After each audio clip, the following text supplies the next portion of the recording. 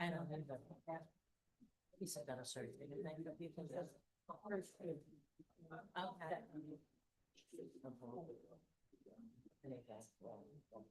think he was waiting to see one. Oh, you could have got a better picture than that, couldn't you? Oh, That's it. I was going to, but. Oh, my goodness, it looked much better than real life. No, yes, they do. Hey,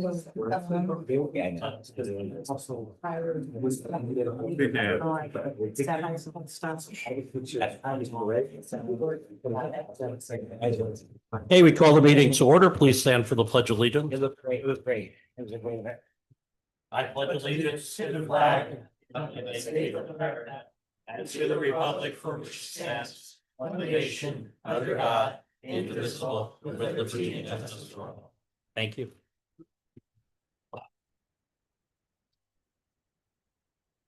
Roll call. George Andrews, President. Rebecca Bear, Present. Ann Catrillo, Present. Mike Catrillo, Present. Jason Goldstrand, Present. Keith Carcutt, Present. Debbie Kulik. Present. Wayne Broner, Here. Rich Schleiman. Present. Nine. Okay, thank you. We welcome all of our guests who are here. We'd ask that if you haven't done so, please sign the form that's on the outside of the door there. Thank you. An executive session was held this evening before the meeting for the purpose of discussing personnel, litigation, and negotiations. You need a motion to adopt this agenda for November 17th, 2025, as submitted with the Board of Education, reserving the right to add to the agenda and take further action on any items raised in executive session where immediate action on such items is considered to be in the best interest of the district. So moved. Second. Questions? All in favor? Aye. Opposed? Need a motion to approve the minutes of the October 20th, 25 board meeting. So moved. Second. Any questions? All in favor? Aye. Opposed? Yep. Okay, we move now to our student board representatives. So we're going to start with Dylan and Lawrence from the North High School.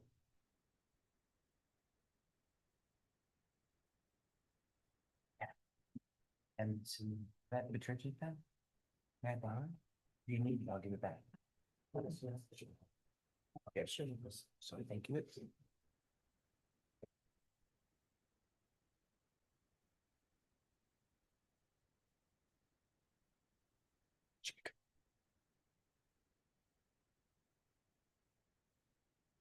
Hello, here we go. Good night, everyone. I would just like to open up this. I'm Lawrence, this is Dylan, and we're going to talk about East Stroudsburg North November highlights.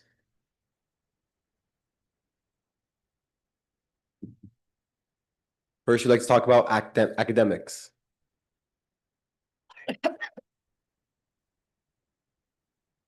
See. So first, we'd like to talk about on November 7th, November 8th, many North students traveled to South down here to take the SAT. A large number of them were seniors, and for many, this was their final chance to take their test before submitting their college applications. And so we do wish luck to all of our seniors in both South and North for the SAT they just took. National Honor Society. With the help of National Honor Society sophomores, juniors, and our seniors, we created cards that will be distributed at St. Luke's Hospital Monroe campus at the end of this month.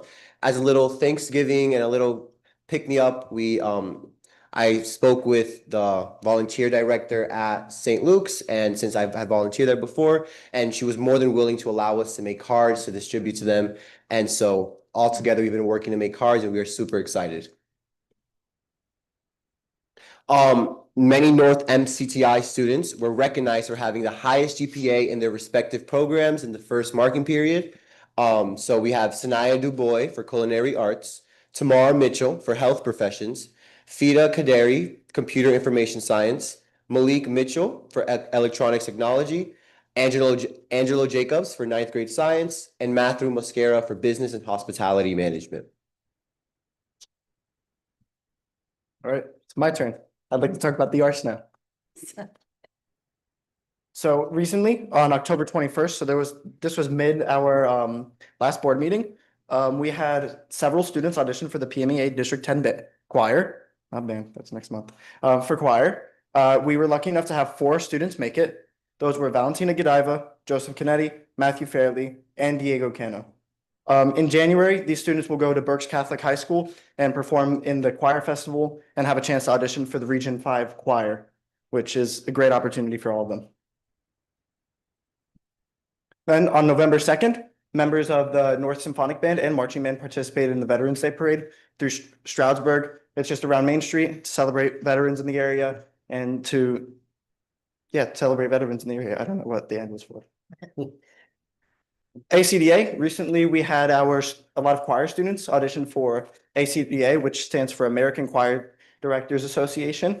It's a national festival. This was specifically for the Northeast region, where people compete amongst thousands of students and earn a spot for one of the most prestigious choirs in the country, almost, in Providence, Rhode Island.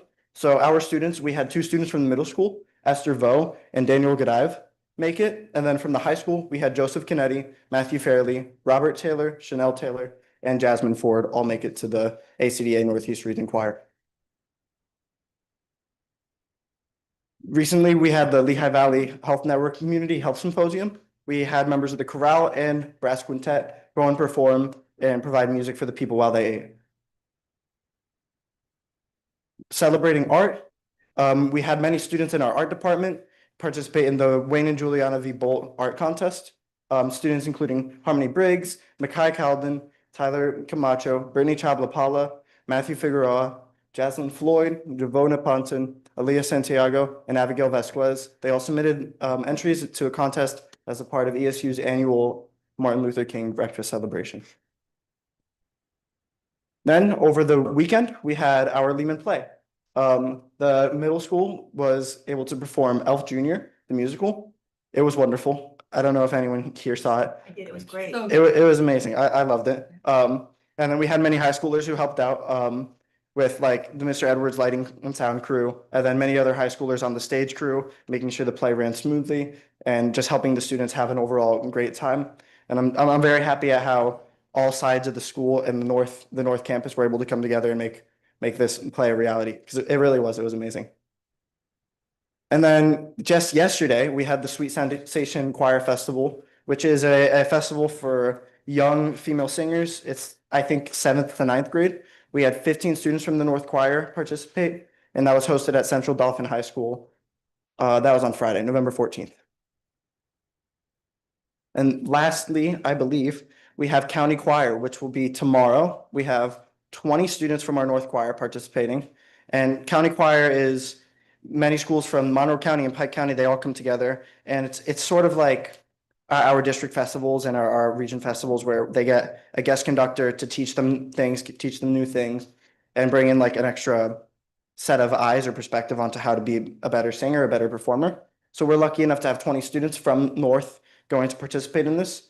And the concert will be held tomorrow at Notre Dame High School at 7 p.m. Sorry, guys, we do have a lot this month. But that is, it's great. There's a lot of things going on. So now we have athletics. We want to say congratulations to the following student athletes on being named to the EPC All-Star team. We have Wayne King for football, Kendrick Simpson for football, Jaden Ramos for soccer, Faith Sorge for soccer, and Brittany Chapola for soccer. As of this past Friday, November 14th, winter sports have begun their tryouts and or practices.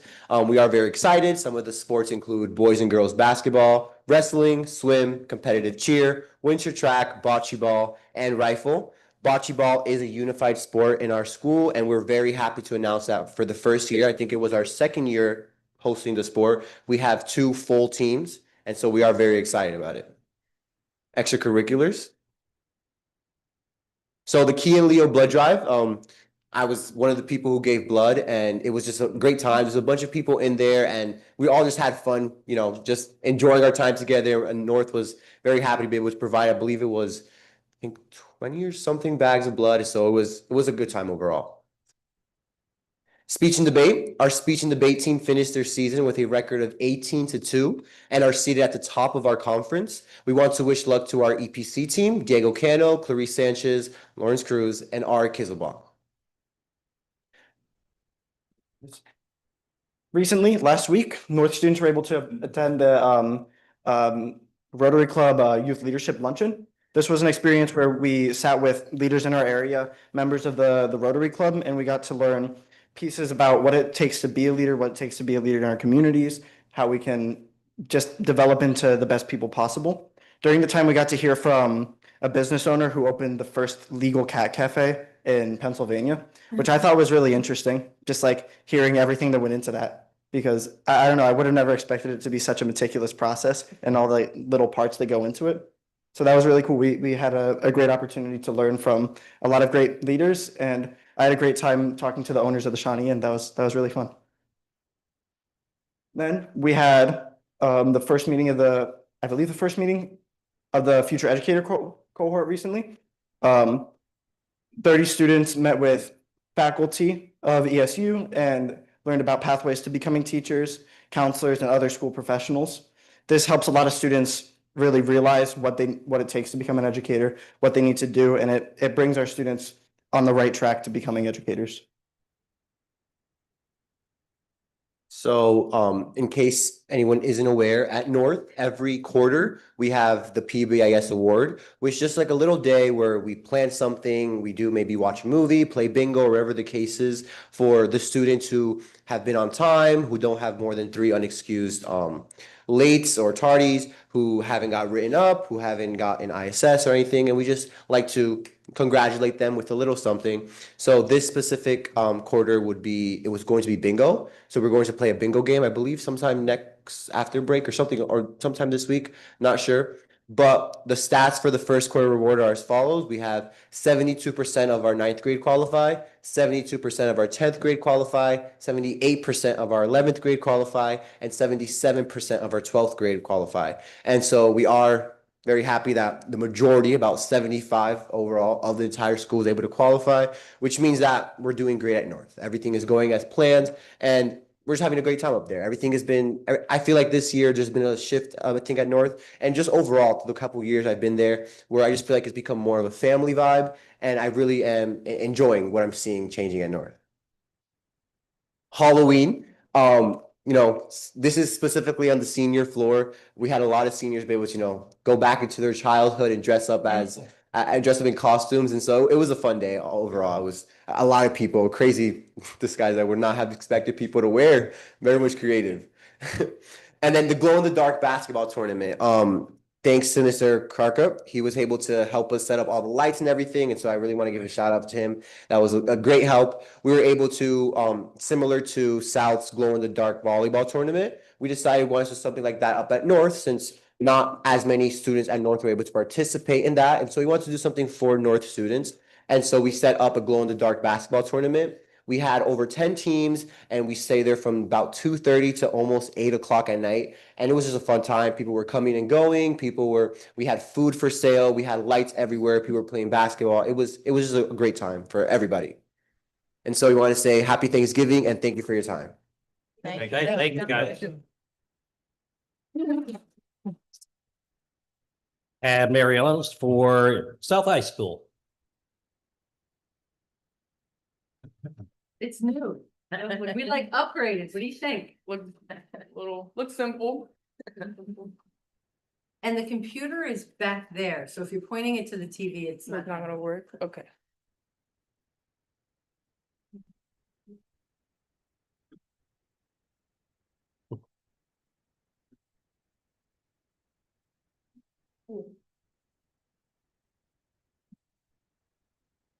Time for another joke. No more jokes. Look what happened. You made jokes last time and then she joked about your age. I know. You wanna start that?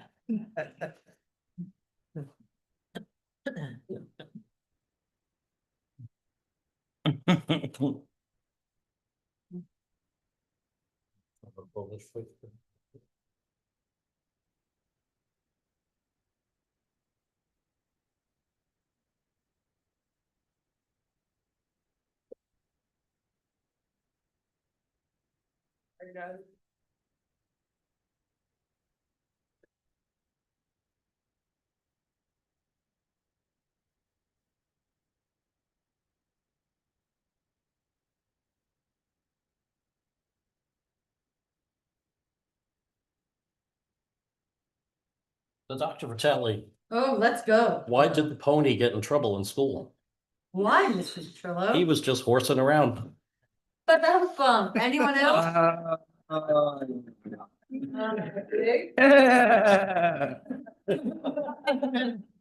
This is great. We have a lot of guests tonight, Mr. Catrillo. Keep going. Okay. Be here all week. Will be all week. Do we want for Caitlin to go while we're figuring out tech? Are we good? Yeah. Okay, good. Very good. All right. Perseverance, it's a character word. Yes. So here we have November news at South. Let me just pull up my notes. All right, first up, we have the fall play, We Hate Shakespeare. This year's fall play at South features 15 students and 2 backstage crew members. The show dates are Friday the 21st at 7 p.m. and Saturday the 22nd at 3 p.m. in the Black Box Theater, which seats 100 people. Talked a little about it last meeting. There's zombies, talking cows, and I think someone gets pied in the face. So we're going to talk about Red Cross for a little bit. It is impressive with 20 bags of blood, but South did collect 43 pints during the October blood drive. They all 50 more students. Unfortunately, it's about, you know. I don't think it matters. All right, Numbers are okay. Each pint saves up to 3 lives of blood. So doing the math, that's about 129, which is almost as many years that Mr. Triolo has. Given the fact he's here today. Not here today. I'm actually gonna text any minute. Keep going. Red Cross is also excited to announce that it's participating in a Veterans Initiative, Totes of Hope. This program created by the American Red Cross helps veterans who are currently facing hardships. This initiative collects bags of essential items and donates them to these veterans. Even though it is a small gesture, it makes a big impact. These bags will be distributed by the Red Cross throughout the community. Here in the picture, we have like a table of how much we've collected. 3 of our members there who are very involved in the school, they worked hard and they collected that many things. Next up, we have Special Olympics. The annual Glow in the Dark Volleyball Tournament took place October 24th, and congrats to our winning team, the Rookies. Thank you to all the teams that participated and to everyone who volunteered and donated. I did make the empanadas for that, and I was told it was sold out within 10 minutes. It was very good. I had one. The board does like empanadas, just so. We give you cake and cookies. Christmas is coming. I'll look into it. Okay. 5 of our students also competed in the Special Olympic Unified Bocce Doubles competition at Villanova Fall Fest this past weekend. Congratulations to Isabella Rojas, Jesse Fernandez, Engelbert Toro, Elliot Ace, and Donovan Hubbard for coming home with 2 silvers and a bronze at their first competition. Way to bridge the gap between school and community. Next up, we have guidance. An MCTI informational presentation was held for all freshmen, and over 50 freshmen visited MCTI this past Friday. Currently, we are at an all-time record high for MCTI enrollment at 190 students. For seniors, there were over 25 college visits to our school. And additionally, there was an ESU VIP field trip and immediate decision days for ESU, Northampton, King's College, Cedar Crest College, and Kutztown University. And we continue to welcome the new students that keep walking in the front door as we recently completed our 98th new enrollment for this school year. Next up, we have choir. Out of the 13 students that auditioned for the PMEA District Chorus on October 20th, Chaz Ewell Staten and Roz Kurtzleave were accepted into the honors level choir. Congrats to them. Next up, we have classroom recognition. Mrs. Bunn's AP Government and Politics students participated in Senator for a Day, a seminar for future leaders hosted by State Senator Rosemary Brown and her staff. Students took part in a mock Senate session and had an engaging hands-on experience in the legislative process. John Panico, a junior here at East Stroudsburg South, recently shared his experience as a Mountain Fire Department junior helper with his class. He brought in the equipment and discussed his reason for training to be a volunteer fireman, along with educating students about fire and accident scene safety. John's teacher says he truly embraces the value of community, sharing positive connections in and outside the classroom. On Friday, October 24th, several language teachers attended the 12th Annual Language Educators Workshop, AI in Action, Empowering Learning with Innovation and Integrity at ESU. Teachers from every language taught here enjoyed their time at this workshop. And Wednesday, November 12th, was our annual career day run together with Monroe County's Senior Volunteer Program. We had a variety of speakers ranging from the medical director at Lehigh Valley Pocono to a realtor. Altogether, we had 25 professions and 27 participants, and over 350 students were involved in total. The presentations were spread out throughout the gyms, the boardroom, hallways, and several classrooms. Our student-driven cafe, under the direction of Sarah Scott, handled all the hospitality arrangements. Thank you to all the teachers, security, and students who helped make this day successful.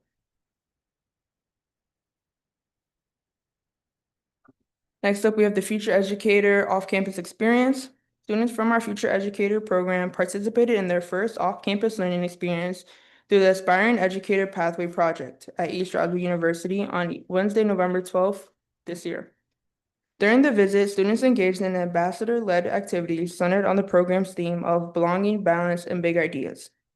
These are designed to help them explore careers in education, build connections with ESU faculty and student ambassadors, and envision their pathway toward becoming future educators. This meaningful experience supports our district's ongoing commitment to developing a strong educator pipeline and inspiring the next generation of teaching professionals. And lastly, we have our 12+ transition program.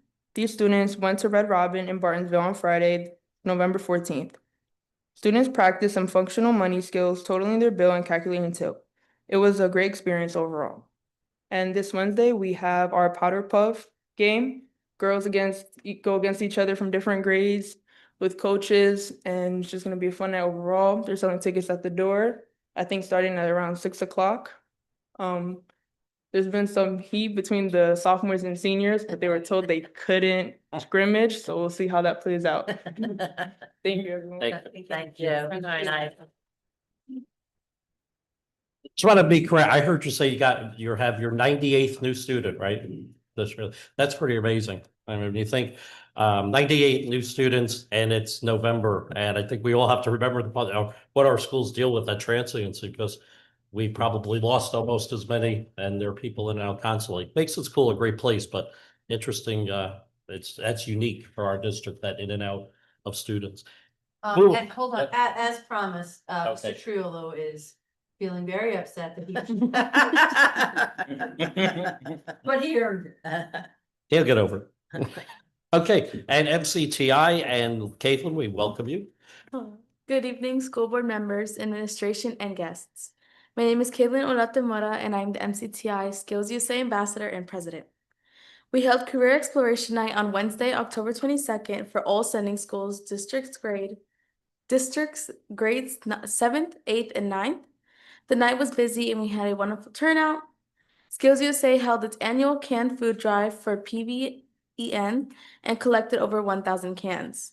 Health professions in sports medicine held their health and fitness fair on November 14th and had over 200 students attend. HOSA will be holding its blood drive on December 5th. Skills USA has finished their local competitions to determine what students will be competing on the district level in February. I'm going to districts. Congratulations. Yay, Thank you. congratulations. And you don't have to say that quietly. Own that. Yeah. Yeah. On November 19th, the National Technical Honor Society will be holding its installation and induction ceremony at school. Skills USA has 25 students attending the Professional Development Conference at Camelback this week. That concludes my report. Thank you so much.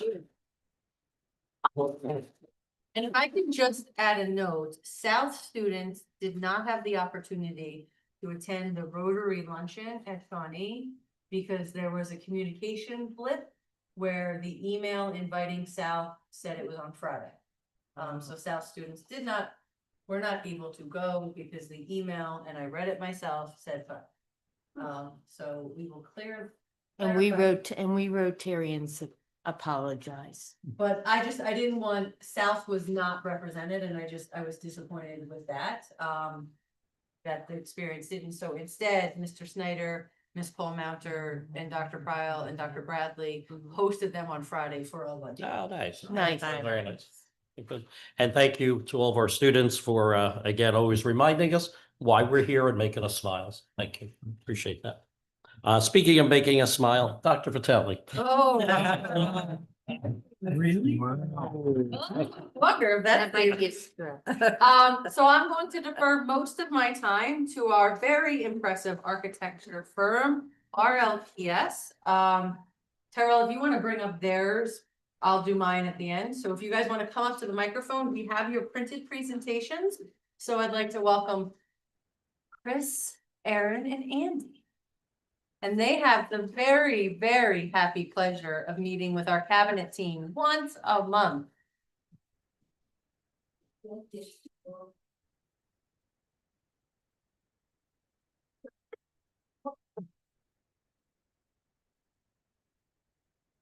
All right, we're good? Okay. Hard following students. I know.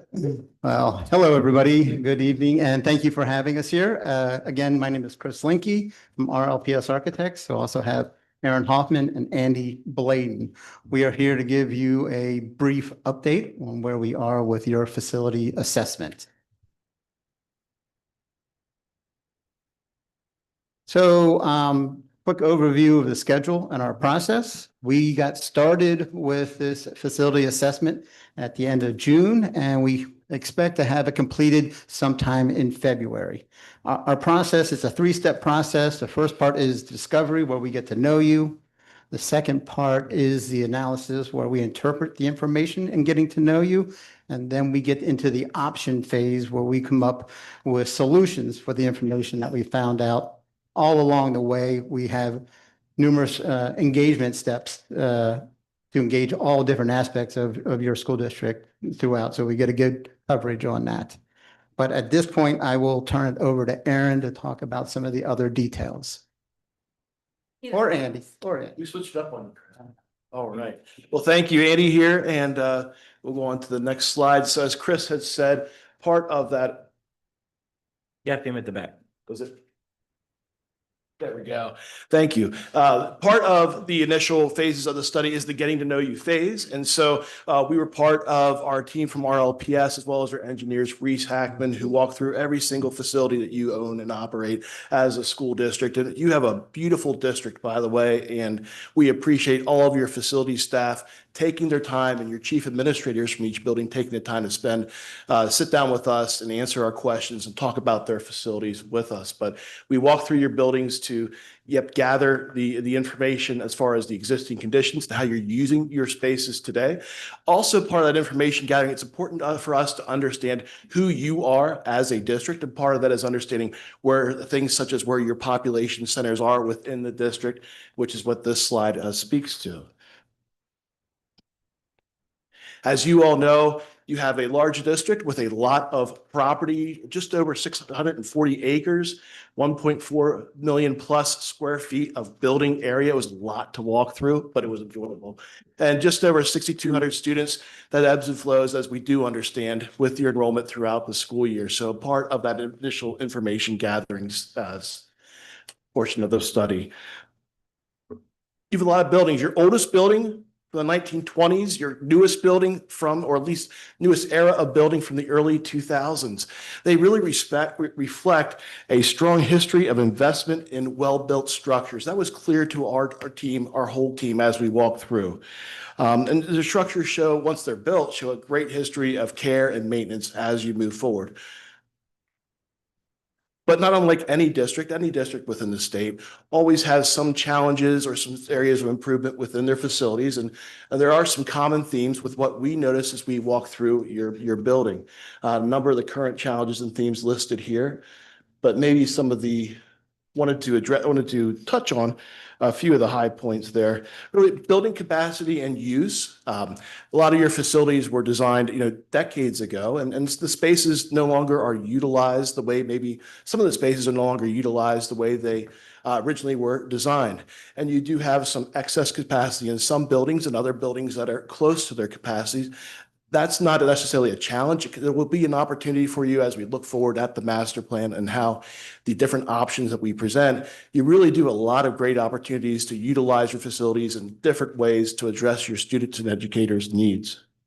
I also wanted to touch on facility equity at the elementary level. When you look at Smithfield and you look at JM Hill, every school district has a building that's next. And really, as we walk through, and you'll see that in how we scored your facilities as we went through and conducted the assessment. JM Hill, you could say, is really that next building for you as a district. And I think as options are developed and presented, you'll see that building come up in the ebb and flow of those options for you to consider as a school board. You also show us a history of system improvements and upgrades without necessarily conducting educational upgrades. It's good to maintain your facilities, which you definitely do as a district over time. But a lot of times as you do systems replacements or finish replacements, some of those educational spaces miss that opportunity to be upgraded and improved as well. So as we come back, you'll see us discussing that a lot with options moving forward. Chris? So we talk a lot about metrics and analyzing your buildings, and this one's a preview of one of the ways we do that. When we get into the design of a building, there's like 5 different metrics that we're using to evaluate the quality of the square footage. If we're just doing an analysis of an existing building, there's like 3 of them that we use, and that's what's highlighted of those 5 on that slide. But what we are trying to understand is the amount of program square footage to the overall building square footage. Are you getting a bang for the buck for the amount of square footage you have in your building?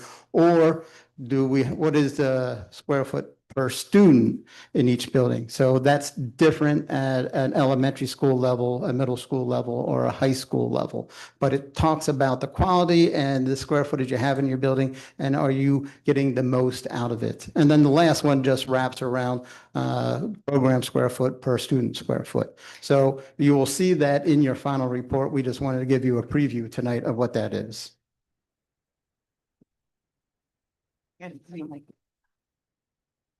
Good evening. So I'm going to start talking a little bit about capacity and your enrollment and what all of that means in your existing buildings. We really started by comparing how the buildings were actually designed. So your Plan Con numbers, if you remember Plan Con when you used to get money back from the state, which doesn't happen anymore. The good old days. I know, right? Oh, so disappointing. We would long for Plan Go. That's crazy. It's crazy.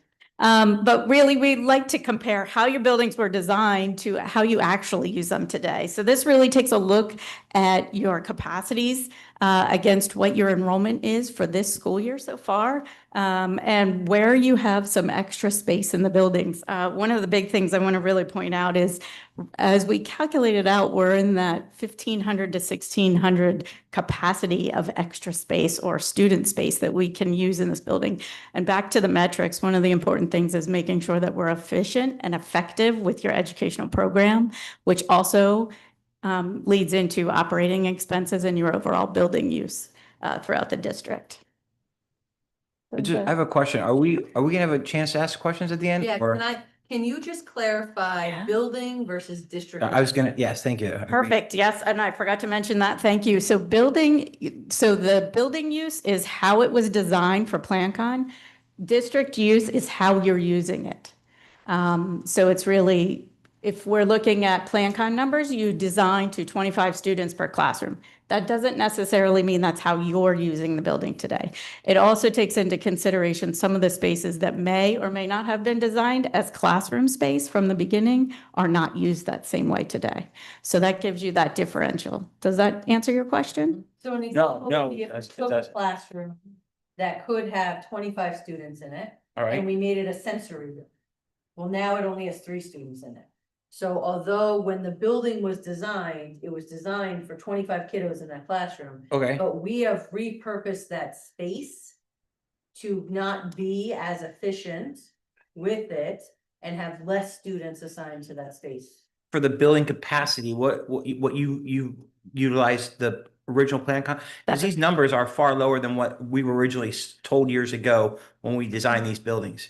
These are straight off the Plan Con documents. Because right off the bat, ESE and Smithfield were to be rated for 1,000 students when we redid them. When ESE was built, it was rated for 1,000 students, we were told. You're saying it's not rated for 1,000 students? I will go back and check those numbers and verify. All these numbers are a little low. off. Okay, we'll check on My- those. We'll verify. So as somebody who was at Smithfield and part of that construction, 1,000 students is not what I remember. Not Smithfield, Middle Smithfield. Smithfield, I'm sorry. Middle Smithfield, when we added that addition on, it was rated for 1,000 students. So middle and ESE, you think? And middle, JM Hill, all the other schools were rated for 600 students, we were told. I'm just saying, I want to make sure our numbers are right. Yep, we will go back and check and verify that those numbers are correct. I'm archaic. I was here back then. I appreciate that. That's helpful to have the historical data, so we appreciate that. And not historical, yeah. I'm being kind. I didn't mean it that way. Sometimes not everybody is super kind to Keith. No, I appreciate your kindness. No, I do. I I would have appreciate seen them an hour ago. They were laughing at me. Oh, my goodness. Well, Well deserved.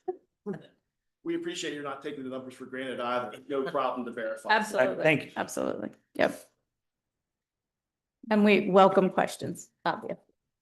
So the next component that we take a look at is actually the building assessments and the educational components. You'll see that we have split up our assessments and our data collection into 3 categories. So the first is the site assessment, and that is a really hard one to compare across buildings because sites are so unique for each building. So they have positives and negatives on each of their sites, but not necessarily comparable to an adjacent school or one of your other elementary schools as an example. And then as we move across the sheet, we look at the overall assessment of the existing physical building, which Andy will get into in a high level. And then the last, which is circled, is the big differentiator for your district because you do a great job with taking care of your buildings and your preventative maintenance. The one component that we take a look at is the educational value or the educational assessment of the building. This is how you're using it. Are you forward thinking with your education? What kind of spaces are available in the building? Is it easy for the students to navigate the building? What are the challenges from an educational component?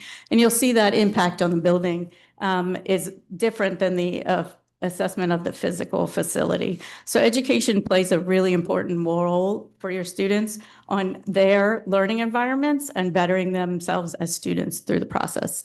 Andy, do you want to talk a little bit about the assessment?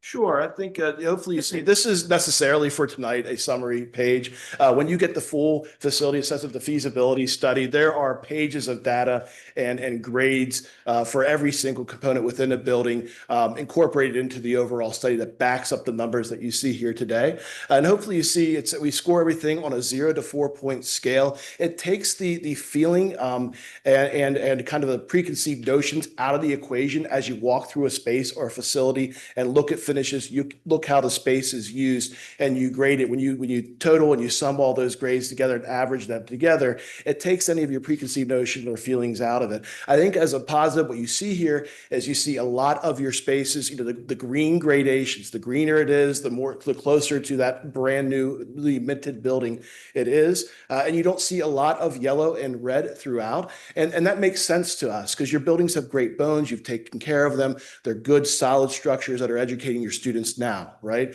When you see things such as some of the more yellow, the 2s and the 3s, for JM Hill, for instance, not to pick on a building, but I think it's a simple one where there's some needs physically from a systems standpoint. And even though finishes with inside the building, you have this beautiful, newly refinished wooden floors throughout, great ceilings, walls, that sort of thing. When you look at the exterior envelope, there's a lot of need there when it comes to your windows, repointing the roof. And so that's why you see some of the grades approaching, what you see here on this chart. And then as Aaron said, we take that same methodology and apply it to how, in those last three columns, how the spaces are actually being used. Let's get past the concrete and the carpet squares and the ceiling tiles and see how an educational space is utilized as we grade that in a similar fashion.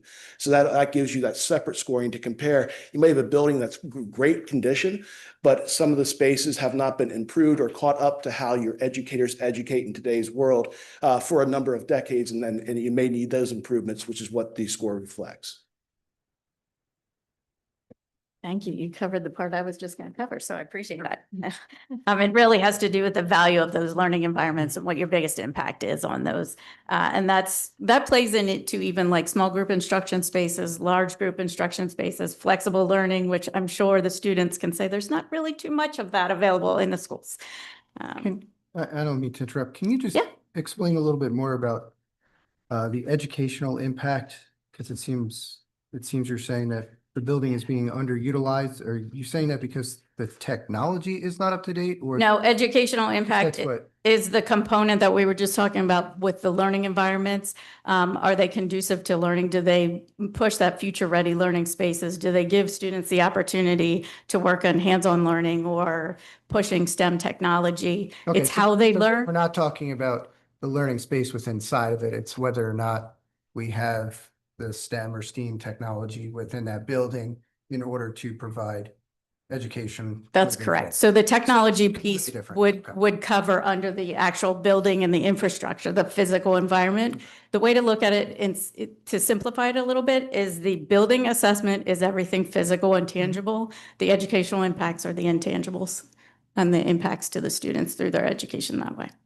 Did you base your use of space on strictly the intended number in a class size as opposed to what we would prefer today?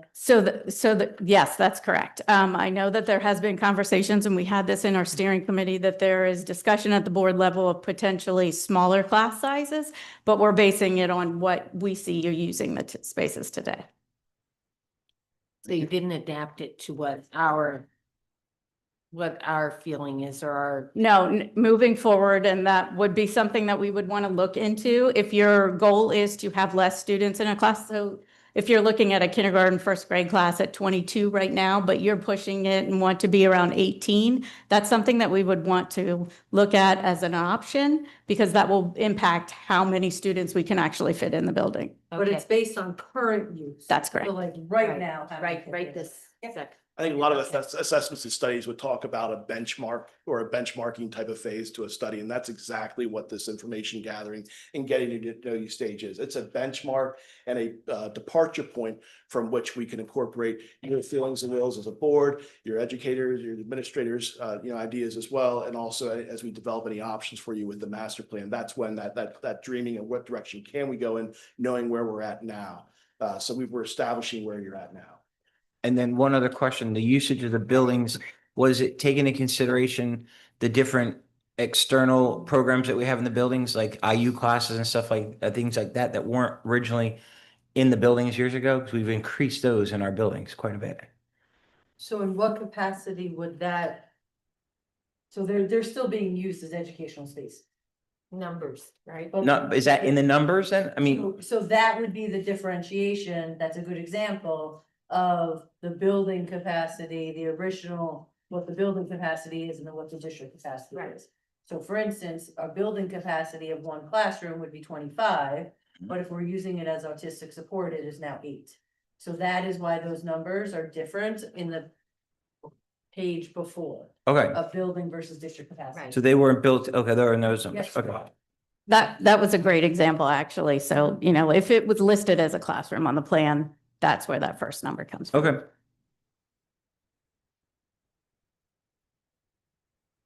I'm going to put it out there. Any questions before we jump into the survey?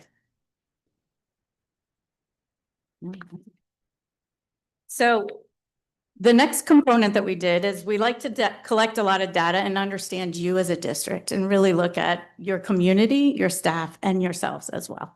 And so to date, we've done 3 surveys of those groups. You can see the results. We've had 396 from the professional and support staff, 7 board members, and 170 in the community that have responded to the questionnaire.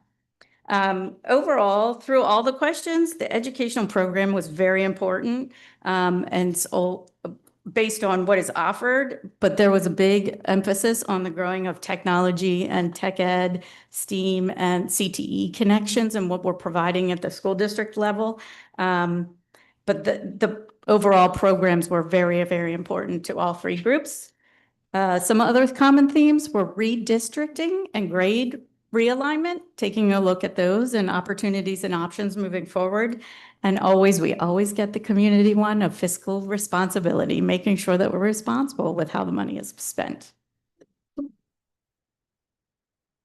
So we just took an example of 3 questions. These cover most of the components in the survey. So I will just kind of capture the question. So everybody, just in case you're sitting in the back and can't read that would be me sitting in the back, not being able to read. I believe the educational approach, class offerings, and educational delivery should be consistent throughout all buildings in the district with one clear direction in educating students. So this was a popular strongly agree response, which we agree educational program drives everything in the district. So I appreciate that was a common thread and a common theme from all of your 3 surveys moving forward. The second question we have for this evening was, I would like to see students have more opportunities in each district building to have dedicated spaces such as makers labs, STEAM labs, or hands-on learning environments. Across all 3 groups, there is a strong advocate for hands-on learning and making sure those environments meet the needs of where students learning into the future-ready learning environments should go. You'll see that a majority were strongly agree, along with a significant portion of agreeing with that response. And finally, this evening, the last question that we have, in order to offer a robust focus on STEAM education and project-based learning, I believe our district should explore a single centrally located academy for targeted science, technology, and engineering programs. Potential option was, what if we, instead of in each school, we looked at a centrally located facility for this? You'll see it falls in the strongly agree to agree. So I think there's opportunities and the options as we move forward, looking at, do we centrally locate or do we spread these processes and programs throughout the district? And these are options that we're looking to bring towards the board in December. And reviewing and looking at the advantages and disadvantages to both of those options. Chris, do you want to? Oh, I have another one. Sorry, I have one more.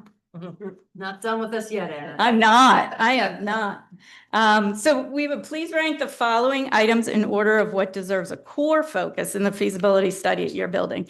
And this is actually not a real big surprise. Your district is very focused on your educational programs, which I appreciate greatly.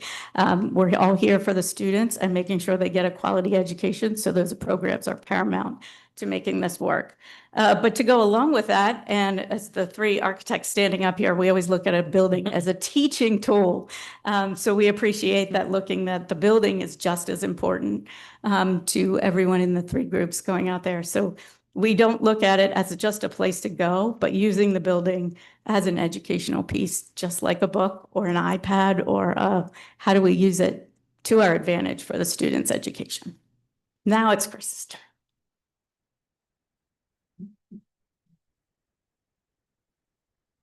All right, next steps. We enjoyed our time here so much tonight. We're going to come back December 15th and do it all over again. So what to expect for? To get to hear our choir again. Yes, they were fantastic. They were. What to expect for December 15th. We are going to come back. So along the way, we talked about our discovery and our analysis phase, and there's a lot of conversations and notes that we're taking. We use the Moscow system to take the priorities and goals that come out of those conversations that we have with you. And the Moscow system is the must have, should have, could have, and won't have. So it's get all your goals, prioritize them, and that starts to affect how we develop our solutions. So we are coming back next time. We're going to explain our priorities as we have them, and we're going to start going over the options. We're going to have 5 different options to review with you next time. But also that Moscow list also becomes the basis of our evaluation metrics. When we continue to develop these options and we're trying which one is the best for you, there's a scoring matrix that we will develop with you from that Moscow list. So quick preview of what's going to happen next time. Probably going to take us a little bit longer than this time when we review 5 different options and where we're going with that. And we're gonna have 5 concrete options, so I'm gonna turn to the students. You are an active part of this conversation next month. So they're gonna give you some big options. And we really honestly want your take on it, because I think as the board starts to consider what the future looks like for how our buildings are used, they need to hear from you.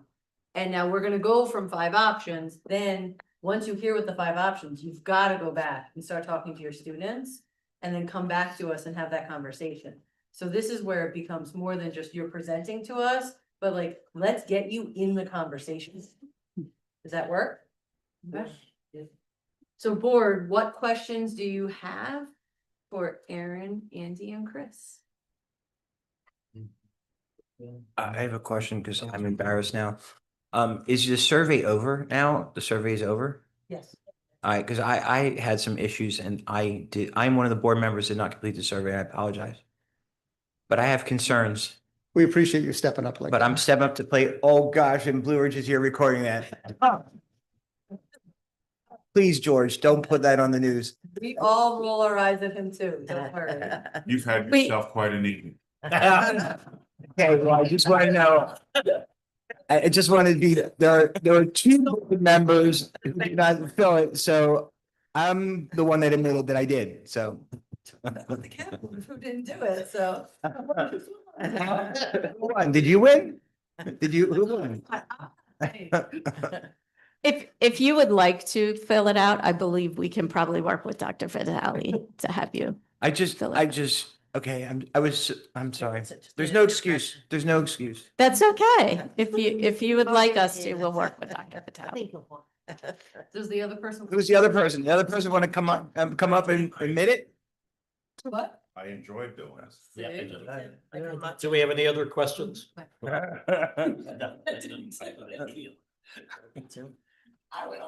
She lost her bet. She thought it was winning.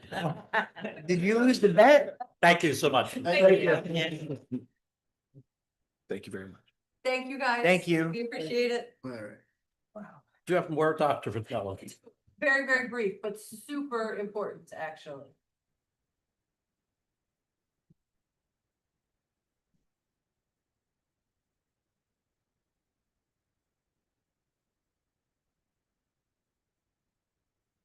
Okay, so we had RLPS, we talked about the feasibility, bell time study we're going to do. We're not gonna do faith-based athletics.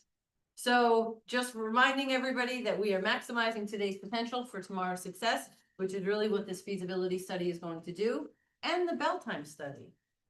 So our mission statement is to ensure safety and belonging so that we can commit to inclusion through valuing diversity in order to unite our communities. We are cultivating curiosity by fostering solution-focused thinking to learn without limits and build resilience and hope. That is what we do as a district. So the bell time study schedule, man, if you could have watched when it went out, how quickly people responded. And people respond to surveys when they have something to say. So we said it last month. I said it in the survey. The purpose of the survey was to ask the questions. And if you hate it, I want you to know you hate it. If you love it, I want to know you love it. We're not making any decisions. We were given 7 scenarios. The board actually took it back and asked for 2 more. So we gave the board 9 scenarios. They narrowed it down to 3. And then from there, we're going to use the survey data that we're still collecting to investigate which options we like. We are literally just exploring our options. We're not doing anything. We want your feedback and we want you to tell us it's the dumbest idea ever or you love our idea. It's the dumbest idea ever. I'm good with that. I just want to note that I color coded things and what I learned is that our board apparently is attracted to red and yellow, not deterred by red and yellow.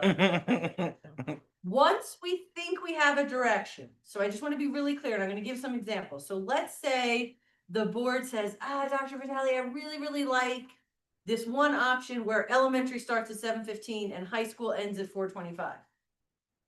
That's going to be months of talking to people. So if elementary starts at 7:15, that means elementary gets out at 1:45. I need to talk to our childcare providers because our families aren't going to change their work schedules. And it's funny, I had conversations with students at North the other day, and the kiddos were like, this doesn't work. My mom can't go to her boss and be like, hey, the school district changed their schedule. I said, absolutely right. So we need to understand the impact. I'm looking specifically at our parents in the room. So then also 4:25, well, I need to know how many of our students that impacts their employment. Because if they don't get out until 4:25, they're not starting work until 5:30, and then we're decreasing the number of hours they can actually work. And some of our students help support their families. So like when we look at this, we're looking at all the impact. If our high school doesn't start till 8:35, what does that do to MCTI?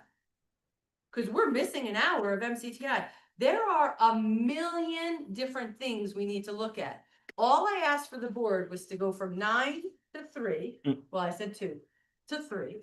They went to 3. And then I said, let's survey the community. Next month, I'm going to come back with some information about what the community said. And then the board's going to say, oh my gosh, this is not at all the way we want to go. This has a really negative impact on our families, or this is the way we want to go. And then we're going to explore more. So we have 3 scenarios, right? We went over those 3 scenarios. In December, I'm going to give what the results are for the bell time. And then the board's going to give me a direction on which of the 3 they want me to explore. Not which of the 3 we're doing. Which of the 3 they want me to spend a lot of time and energy in understanding. Just to go over the 3 scenarios. The first one is possibly next school year. We're just doing a few minutes on either end. Elementary schools starting a little bit later. Intermediate and high schools are starting a few minutes earlier. Small micro move is what I told the board. The macro moves, so that could be possible for next school year. The macro moves wouldn't even be considered. We would spend most of next school year talking about it and planning for it. Scenario 1 is what you see there. Scenario 2 is right below it. One is just flip-flopping the start times. The other is flip-flopping the start times and spreading out until we have 3 tiers. These are major adjustments. We're not deciding this in May and rolling this out in August. We're deciding this next January and giving you 8 months to plan your life if we decide to do a change at all. Again, 27, 28 is what we're looking for. Participation, man, if we could get this kind of participation this quickly in every survey, right away, within an hour, we had over 1,000 people respond. And I had Mr. Berger from MCTI calling me saying, kids are telling me you're changing and high school's not getting out to 4:25. I'm like, no, we're just investigating it. So the good news is people read their emails and people are responding and they're telling us very clearly, and I'm not going to kind of sway the board, but when you look at the survey responses, it is very clear what people think. So my request is fill out the survey. If you haven't done it and you're listening, I need you to fill out the survey. I read every single response. I look at every single number. We take them serious, and that is how you have a voice, and it matters. If you want to talk to me individually about it, call me, email me. I'm literally always available. Sleep is not a luxury I have or would ever actually want. So call, email, let's talk about it because I want to know the impact it has. That way we can talk to the board and they can understand. That's all my presentation was we're not doing anything. Slow roll into it. Questions, thoughts, or concerns from the board? Well, we know what the hot topic is. As should be. And if I was given the survey, I would have answered it, Dr. Vitale. Okay, if no questions, thank you, Dr. Vitale, and we will continue with our board report. MCTI, Jason. All right. To be really quick. MCTI met on November 3rd. We motioned to approve transfers and bank account balances and financial reports. We also had some contract and insurance renewals. HVAC system with dual temp for 1 year in term renewal for $17,325. We had a generator service renewal with Henry's Generator Service, 1 year renewal for $3,000. General monitoring service renewal with Omni Matrix for $600, and our annual insurance policy renewal with EDH for 1 year for $116,836. We also had clarification on the eligibility criteria for enrollment to ensure compliance with existing agreements. And it was for charter schools that are not within the district. MCTI is only serves students in our participating public school districts. And finally, we had some personnel items. We had some new appointments for substitutes, instructional substitute, and a secretary substitute. That was it. And our next meeting will be held after board reorgs on December 8th of 2025. Okay, thank you, Jason. IU20 is me. I was not able to attend the meeting. I do want to throw out, I went to a Girl Scout Democracy Day. I represented our board there, and it was really a lot of fun. The girls learned about local government, and we were invited from the East Stroudsburg board. So a shout out to all of our East Stroudsburg Girl Scouts. They were great from kindergarten, I might say, through junior high, and they asked great questions, especially the kindergarten question. I asked one of the kindergartens her favorite part of kindergarten, and she told me going home. She was honest, so that was fun. But I do have just a short report summation so you knew what happened at the IU that I was able to put together. The board approved a series of important action items supporting educational programs, fiscal stability and professional collaboration.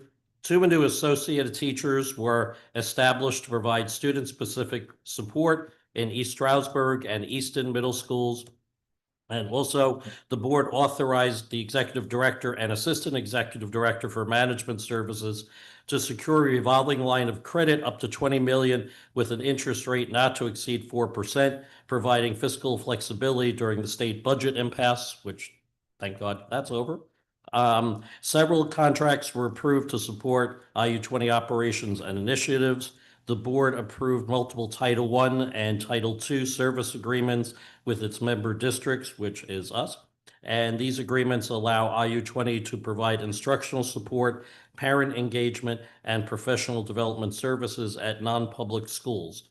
And then finally, their event that month was a career exploration date they were holding on October 27th. The next meeting is December 10th. Thank you.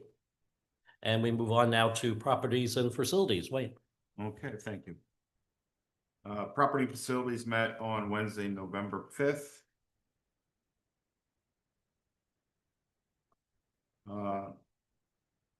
One of the agenda items that was under discussion was stage 4 of the stormwater repair at the North Campus. There was a superintendent's report regarding the Purple Pit Football Stadium for renovations discussion. A discussion on a feasibility study that we just had a update on.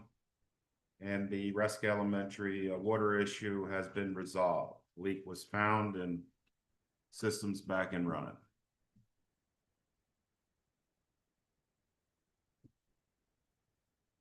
Bushkill Elementary, we replaced the boiler. And that's up and running.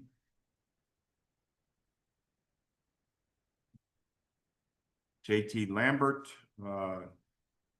completed projects, the data wiring, the IP phones, and the partial flooring replacement.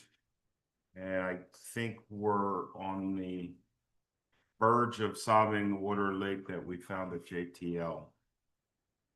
Looks like it's an issue with our well behind the football field. North Campus, we completed the auditorium light upgrades, and we finally got the water tower generator completed.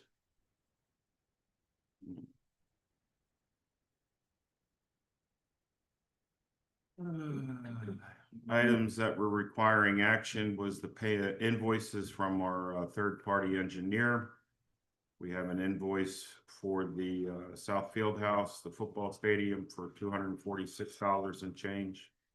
The Stroudsburg Elementary sprinkler replacement for $2,127 and change. The JTL data network improvements for $953 and change. The JTL boiler and water heater replacement for $498 and change. The boardroom audio visual upgrades for $505 and change. Stormwater phase 3, $406 and change, and the North Bus Garage invoice for $1,375. The applications for payment was for the Bushkill Elementary School for the boiler replacement by train for $799,049 and change. That's it. Thank you. Okay, thank you, Wayne. And education programs and resources, Al? The EPR committee met on Thursday, November 6th at 5:30. We began our meeting with the presentation of our monthly EPR newsletter by Mr. Snyder, Ms. Palmounta, and Dr. Pyle. The monthly EPR newsletter contains some of the exciting learning opportunities that were experienced during October. Some of the topics included STEELS training for our science teachers, LinkedIn training to support instructional planning and data analysis, AI training on Magic School and AI chatbots, which was led by our technology coaches and our lead teachers. Instructional rounds focused on student engagement that began in Bushkill and Smithfield Elementary. District administrators and principals go to the classrooms to observe and then engage in rich discussions about teaching and learning. Using the analogy of the North Star guiding our journey forward, our vision and mission statements led the way in our comprehensive plan. Mr. Snyder led an inspiring conversation with students from kindergarten through 12th grade about our district's mission and values. Students made comments on the plan, and there was a great back and forth discussion among all of the students. The steering committee did meet this past week, and therefore the work on the plan continues. The plan will be completed in January, will be presented to the board in February, and then submitted in March. Dr. Pyle presented all of the professional learning opportunities for teachers. Her newsletter is part of the EPR newsletter. We would like to thank her and Joe Martin, one of our technology coaches, for attending the AI task force in Harrisburg. And Mr. Martin is one of 15 teachers on the state committee. So it's really important to see really what our teachers are doing in our district in terms of leadership in all areas, but particularly that one. Amy Palmounta continued her presentation on the program of studies. She explained all of the changes that took place in the stage 3. There are 14 sections just in that particular stage that were under review for the whole program. And you know, we get that program of studies every year as a board, community, you see it through your students when they're picking their classes, et cetera. It's really a monumental task. And to really see the review that it's going through this year is wonderful. So stage 4 will be presented at our next meeting, and I'll report on that next time. And as I said, it's truly such an undertaking. We thank Amy for all of her work. Both she and Mr. Snyder discussed the creation of a portrait of a reader and writer drawn from discussions with English and math teachers. This approach in ELA and math, aligned with the standards and keeping with our North Star, will direct the curriculum writing process. And that really also is something so new and so valuable that we see, and we've heard, you know, Dr. Vitale mention it, you know, we see it, you know, up on the board, and really trying to have everyone understand, the board members, the community, our students, that our vision and what our values are really important and impact, you know, where we're headed in terms of curriculum. With that, course plan reviews are taking place in family and consumer science. science, business, and world language. AP German also had to make some adjustments to the curriculum framework due to the new requirements from the College Board. Moving on, Dr. Vitale explained the opportunities that we may have with the Wayne Pike CTC program, but also the financial implications that come along with that, and they are great. If we decide to partner with them, great opportunity, but also a great amount of money to be spent. So after much discussion, and those of you who tune into the EPR meetings, you know they are quite lengthy, but as I've said over and over again, it's really the heart of what we do as a district in terms of education. After that lengthy discussion, the EPR committee decided to table that until we really get full reports on the feasibility study, because, you know, we've spent money on the feasibility study and we want to see, you know, where we're moving first as a district before we commit to other areas. So I just wanted you to know that, because I've been talking about that CTC program, you know, for the last couple of meetings, but we did table it. We do have no advisory recommendations this month, financial, so we're good there.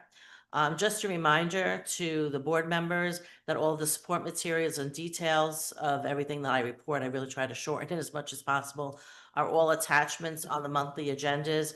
So if you have any questions, you know, please feel free to, you know, email me or of course, Mr. Snyder.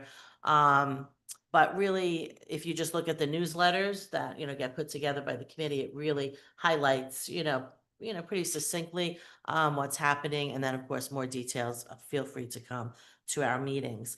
For me personally, having been an educator 30 plus years here in East Stroudsburg, I just want to say it's truly exciting to see our district moving forward in a very cohesive, planned, and deliberate path. And really thanks so much for all of our teachers and administrators for their hard work, their continued perseverance. You know, it takes time, talent, and effort. We appreciate all that you do for our students and families. And as another thank you, Dr. Tabitha Bradley, you'll see today resigning to move on. Just wanted to say thanks to her for her service as our elementary curriculum director for a few years, and she's moving on as superintendent to a small district somewhere west, I believe, in Pennsylvania. So I just wanted to say thanks to her. Our next meeting, for anyone who is interested, love to have you, is on Thursday, December 4th at 5:30, both here and on Zoom. Everyone is welcome, of course, you know, encouraged to attend. Thank you. Hey, thank you, Ann. Finance Committee, Rebecca. Good evening. The Finance Committee met on November 10th, and we had a discussion around the Coca-Cola contract, but we have tabled that and sent Dr. Vitale back to do some more work on that. You'll see on the agenda from Fraser copier contract, an HR copier swap to get a color copier in the HR department, so they have that. And then you'll see the approval of the vendors for the fuel and oil for the 2026-27 school year to go out to bid with. We partner with the IU to get better pricing, and we'll see that. It's just an approval of that. And then we have the items brought forth by the properties and facilities, which were the CHA invoices, as well as the applications of payment and capital payments. And our next meeting is going to be, did we say the 8th or the 9th? Oh, what was it? The 9th. So it was 2 dates my agenda. So the December 9th at 5:30, both here and via Zoom. Okay, thank you, Rebecca. And policy, Keith. The policy committee, the backbone of our district. Without policy, we have no programs. Met tonight, and if you weren't here, you missed it. It was very good. It was a long meeting and a productive discussion. Over 4 policies, we mean business in policy. We're asking administration to put forth to authorize administration and direct administration to post the following policies for public review. The policy number 101, vision and mission statement, policy 202, attendance eligibility, policy 214, class rank, and policy 832, online payments and credit card acceptance, which is a new policy that we're putting through. The one thing I'm going to ask the board to do is maybe we can is it possible for me to request that we email the board a copy of that one policy we talked about tonight for them to review? Put it in my Friday updates. Okay. I'm going to ask the board to look at policy 202, attendance eligibility, and specifically look at the one paragraph in there and pass along your concerns to the committee. We had a long, great discussion about this. We would like the the information from the rest of the board in review to that. So with that in mind, our next meeting will be January 20th, 2026, right here, live and in person, as well as online. And I think that does it. Okay, thank you, Keith. And next is public participation. Remember that it is limited to comments that are on our current agenda by residents and taxpayers, and we do have a 3-minute time limit. Is there anyone present who would like to speak? So I have Ms. Perez who wanted to talk about water at Lehman, and we're gonna talk about that. And then Bell study. Is there anything else you want to talk about that's on the agenda? Okay, and then I have Ms. Rosario who wants to talk about the Bell schedule. Are we good? Okay. Okay. I gave my cell phone number to Ms. Perez. Feel free to take it and call me tomorrow and we can talk about it. Okay? Thank you. Thank you. And also we encourage, anyone in the public, whoever has questions, we do not have to wait to board meetings. We have our people here. Dr. Vitale is always willing to answer or direct those to anyone. So please don't ever hesitate to contact anyone. And if it's not something we can answer, we will certainly direct you to the right person to get your questions answered. So thank you. Anyone online for public? Hey, Okay. before we go, I just wanted to Yep. say that I know I saw Dr. Vitale 2 Friday nights in a row. We went on dates to the plays. Can I just say, at the JTL play of The Great Cell Phone Escape, and I'm sorry, I know everybody wants to get home, but this is funny. The parents who were supposed to be working the front door Selling tickets. didn't show up. And Hillary Stevens was like, "Are you guys okay?" She explained it to us twice and then was like, "Do you guys think you can run the door?" And we're like, "We think we're okay." And she's like, "I guess you run the district, so okay." And mind you, before doing this, I was PTO president at Resica for years and ran the door constantly for every event that they had. So it was kind of funny, but I wanted to say I enjoyed both plays. I was at JTL and I was at Lehman. Phenomenal. And I'm looking forward to, as long as my schedule works this weekend, going to the Black Box Theater for South's play. So if you guys can, really go out and do the arts as well as the sports here. Phenomenal. The students are amazing at all levels. Agree. Okay, good. Thank you, Rebecca, for bringing that. Hey, anything else? Okay, we'll move on. Any unfinished business? Okay, good.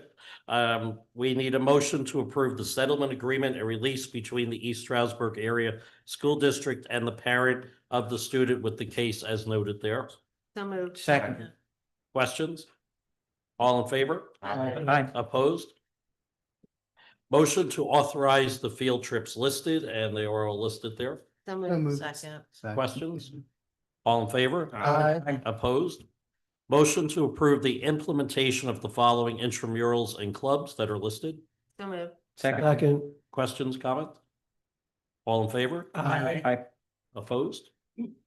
Motion to approve the recommendation to modify expulsion requirement, agreed upon expulsion, waiver of school board hearing, and release agreement for the cases listed in substantially the same form as presented at this meeting, contingent upon the receipt of any manifestation determinations indicating the infractions were not manifestations of a disability, subject to final review by the school district's administration and legal counsel. So moved. Second. Questions? All in favor? Aye. Opposed? Motion to approve the following position guide for the Secretary of Food Services. So move. Second. Questions?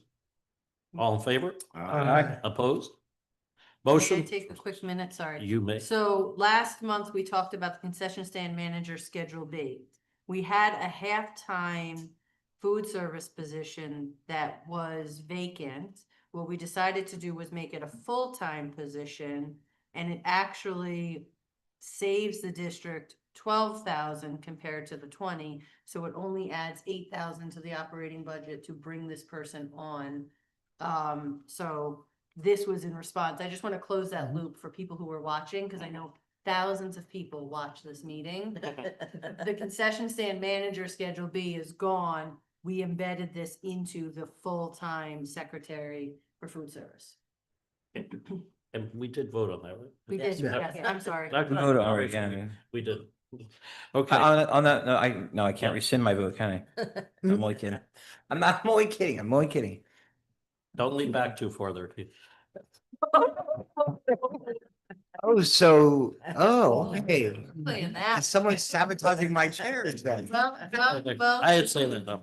Take it. Motion to approve the following affiliation agreements with the East Stroudsburg Board of Education. so moved. Second. Questions? I just want to say that, oh, I'm sorry. I just want to say, I think it's great that we're opening our school to so many different colleges for internships. I think that's amazing that they want to come here, and I think that's amazing that we're accepting them because it just shows we're looking for the future. So I'm appreciative of that. Right. I'm not ready for, I guess, this one. I just have to abstain. I think that motion hasn't been read yet. Okay, okay. And Mike, I just want to remind you, I sat in your chair in policy. Just remember that. Yeah, thank you. That's my chair in Yeah. policy. Hold on. Hold on tight. Okay, so all in favor? Aye. Opposed? Sorry. Motion to approve the notice of charges to employee number 11811. So moved. Second. Questions, comments? All in favor? Aye. Opposed? Motion to approve the termination of employee number 8478. So moved. Second. Questions? All in favor? Aye. Opposed? Motion to approve the employment actions listed in accordance with the associated applicable policies, procedure, and contractual agreements, and you have the long attachment there. So moved. Second. Questions or comments? Yeah, I think this is where I need to abstain for, zero, no, not zero, 019. I think I'm 03. Okay, anything else? I just want to also mention, No. Carol Dean Gardner is retiring in January. I had the pleasure, and I do mean pleasure, of working with her for many years when I was principal here. And she is going to be missed. She was our special ed supervisor, and she did a great job in that and always very knowledgeable and nice to work with. Also, Lisa Vituli, who was our director of our cyber school of Osaka. Again, long-term employee. Also had the pleasure of working for many years ago as on the PTO when I was principal at Middle Smithfield. She was on the PTO there, and it was really she was very, very helpful. So just good luck to those two people in their retirement. Okay, any other comments or questions? All in favor? Aye. Opposed? Motion to approve the agreement with School Business Consultants LLC as presented for budget review and preparation services as set forth in the agreement effective January 1, 2026 through January 30th, 2028. So move. Second. Questions? All in favor? Sorry. Wait, this is a year and a half contract, right? So June 30, 2028, or is? That's what it 2-year says. contract. It actually should be, because our contract expires in November. So it should have been November, it should be basically December. December 1. 25. December 1. So can I 25. modify this for December 1? So Yep. that way you can make changes? And it's a 2028. It's 2 years? It's to 2 years? Yeah, Okay. Do you want to, because, yeah, I just want to make sure it's in there. It just says that renew for 12 months. So it's going to be, I'm hearing you say, because it's 24 in months. the actual written agreement, it's not, it doesn't reflect that. So Goes to June 2028. oh, June saying 30, motion. 2028, yeah. So we're going to make it from November 1 to June read this. 30, December 1 December 1, to right? June Yeah, yeah, 30th, yeah. because we want to end it at the end of a school year. Okay. So that we get on the school year cycle. So December 1, so we're gonna make that, do we need to make, Modification to that So- person who made the motion and second, okay with that? Absolutely. So we're modifying it from December 1, 2025. 2025, To June June 30th, 2028. 2028? and that's fine, that's fine, that's a 2-year period, it's okay. But I thought the paperwork said it was a 1-year thing. It's still a 2-year It's thing. the beginning of this school year and then 1 year after.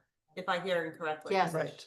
Oh, I get it. So it's Okay, less than, yeah, so like, it's this current school year Right. plus, Right. okay, I'm getting it better. So it's kind of Got like it. 18 months, Yes, ma'am. 19 months. Right. Okay, good. Everybody You got your phone get back? anything answered on that? We need. All right, then all in favor? God. Aye. Opposed? Found it is important. I'm We're sorry. good, everybody? Yes, good. All right.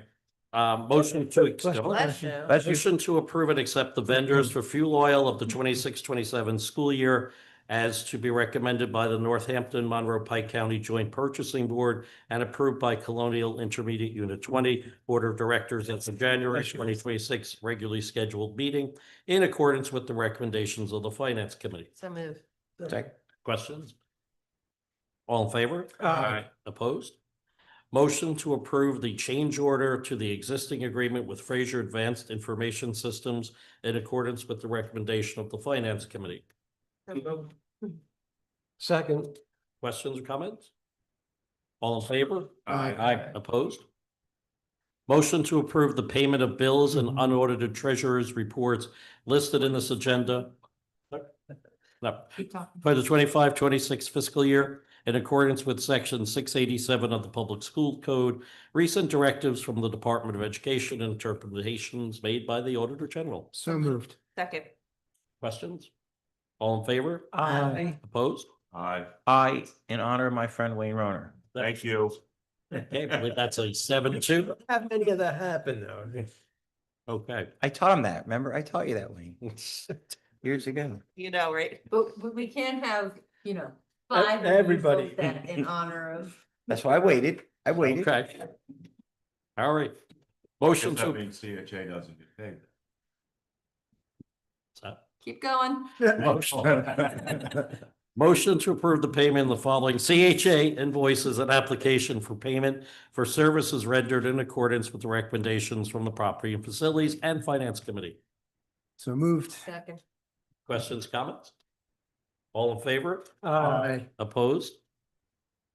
Motion to approve the request to renew the already established student activity funds listed, and there are two of them. So move.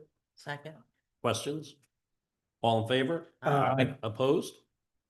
Motion to approve the request to renew the already established special activity funds as listed. So moved. Second. Questions? All in favor? Aye. Opposed? Motion to approve the contracts listed for their specific services, rates, and effective dates, subject to the review and recommendations of the solicitor and approval of the administration regarding the terms and conditions of any final contract other than price or cost. And they're listed. Second. Questions, comment? All in favor? Aye. Opposed? Motion to appoint Darrell Miller as an alternate member of the Stroud Regional Open Space and Recreation Committee effective January 1st, 2026 through December 31st, 2027. So moved. Second. Questions? All in favor? Aye. Opposed? And the enrollment reports are given to us. And for adjournment, any other comments, questions? I just wanted to thank Wayne for his service with us for many, many years. So I enjoyed serving with you and I enjoyed you on the finance committee and our healthy debates. Thank you. I Thank you second all. that emotion. It will be missed. To zoom in and continue. No, come in making- person. Come and Guys. visit us. Person. I think it's important to note your commitment to the district and your ability to push back and make us look at what we do and challenge our thinking and make us work harder and hold us accountable. You have years of service in this community and on this board.